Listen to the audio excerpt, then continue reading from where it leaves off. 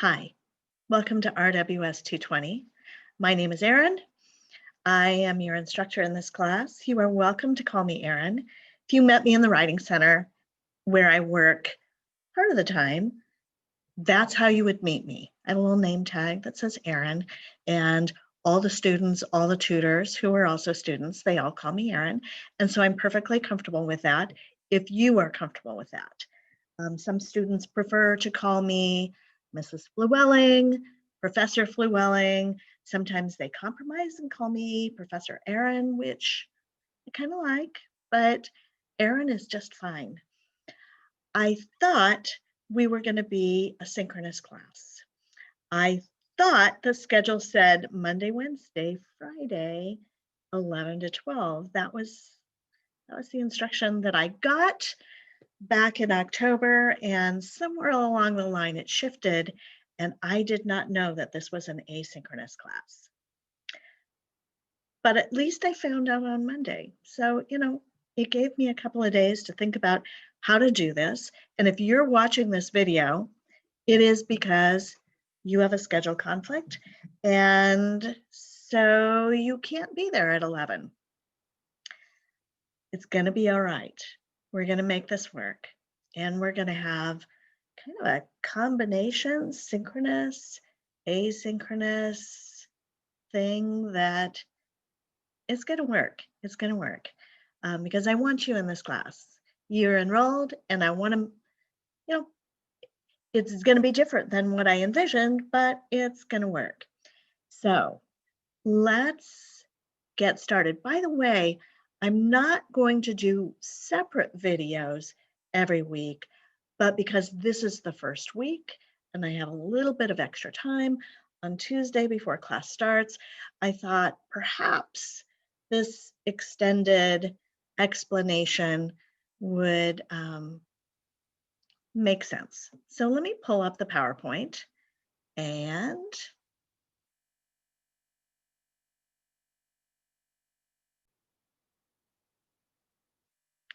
before we get started on the rest of the presentation, I want to invite you to join with me in acknowledging the Kumeyaay Nation. These are the people who inhabited San Diego County before the arrival of the Europeans.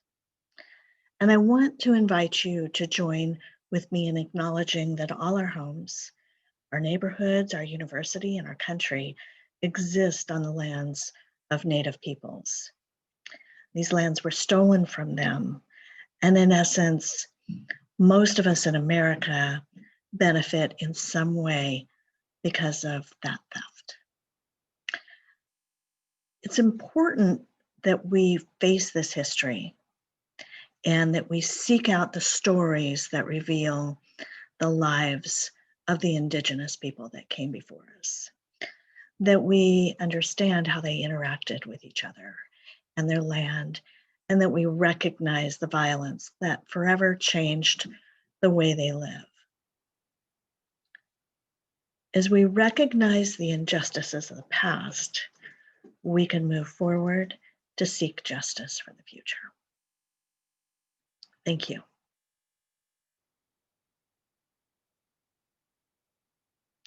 So, this is the agenda for this week. Some of this we'll do in this slide, and some of this you will do on Canvas.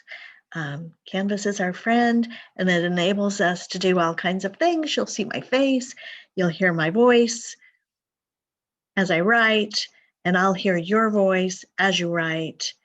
Yeah, this is a strange way to meet, but what's even stranger is I'm getting so used to it. It's bizarre how comfortable I am with this these days. So anyways, you'll meet each other through the discussion boards. You'll be working in groups, reviewing each other's papers. You're going to be doing a lot of things with each other. The synchronous students, hopefully there are at least 8 to 10 of them. If not, we'll adapt again. They'll be doing a lot of breakout groups during the synchronous sessions. But since that's not possible for all of us, I'll put more instruction available to you on Canvas and I'll tweak it. You will not lose a thing. Hopefully this week, you will get familiar with Canvas, how to work on Canvas. Every instructor sets up Canvas a little differently. And so I want you to get used to our Canvas site. And today I want to introduce class topics. But first I want to talk about RWS 220. Because RWS 220, which fulfills the critical thinking requirement, is not exactly the same thing as RWS 200. And you chose 220. So here you are. In RWS 220, students are going to engage in further practice in critical thinking, reading, and writing. But they're going to focus on the rhetoric of written arguments by exploring theories and practices related to learning to write and the tutoring of writing. And I think that's the difference, because everything else is the same. When I teach 200, I teach a lot of topics. But when I teach 220, I'm teaching about learning to write, learning to tutor, learning why tutoring matters. I believe that tutoring empowers students to speak through their writing. And that's an important thing, because writing is hard. It's incredibly hard. And when we sit down to write something, we're thinking about all the possible ways we can say it. And it's easy to become insecure. But working with a tutor and getting that back and forth in those conversations gives us confidence, because somebody's giving us feedback. We can have conversations about our writing, and those empower us to speak. And that's why the subtitle for this class is Raise Your Voices, Language, Identity, and the Writing Center. I wrote a lot of stuff about this in the syllabus, which hopefully you read at least well enough to get all 10 points on the syllabus quiz. Because we are dealing with such an important topic, this learning to write and this learning to tutor, how people learn to write, we can engage in project-based learning. And what project-based learning is, it asks real-world questions, things that people are actually asking. It's not this abstract concept that's made up. No, these are real things. So some of the questions that we're going to be asking are, how are language and identity intertwined? We all have a ton of identities. I'm a mom, I'm a grandmother, I'm a wife, I'm an RWS instructor, I'm a writing center director, I'm a daughter, I'm white, I'm a person of faith, I am a friend. And you can see that I have all of these identities. And all of these identities are revealed in some way by the way I write. They're revealed, all my identities and my experiences come through in my writing. It's impossible for me to really separate who I am from the way I write. And so you can know me through my writing, the same way I can know you. And so we're going to ask that question, is our language and our identities, how are they intertwined? And how does diversity influence literacy education? And how can the link between language and identity give each person a unique and valuable perspective on the world? And how can writing centers and the tutoring of writing help give students the confidence to help them raise their voices and speak up. These are real world questions, and they matter. You know they matter. You've been taking writing and reading and language classes since kindergarten. This impacts your life. And so we're going to look at it kind of like an inside outside. That didn't make any sense. You are students, and you're going to examine the scholarship.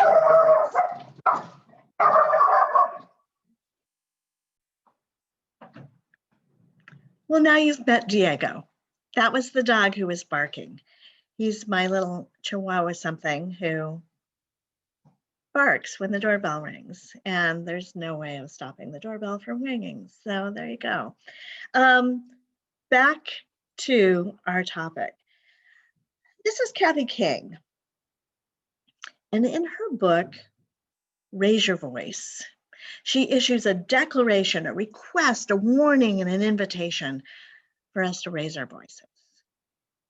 And she says, you might feel like you're too young or too old.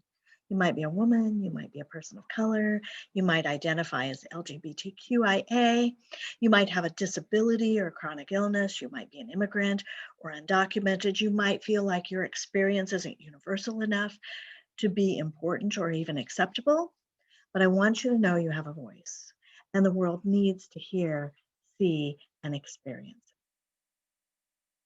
it. I'm echoing Kathy King. I want you to know that your experience informs all of us and gives us deeper understanding about the world, about what it is to learn how to write. Your experience up until now matters, no matter who you are. And I want you to be empowered to raise your voice and say something that matters.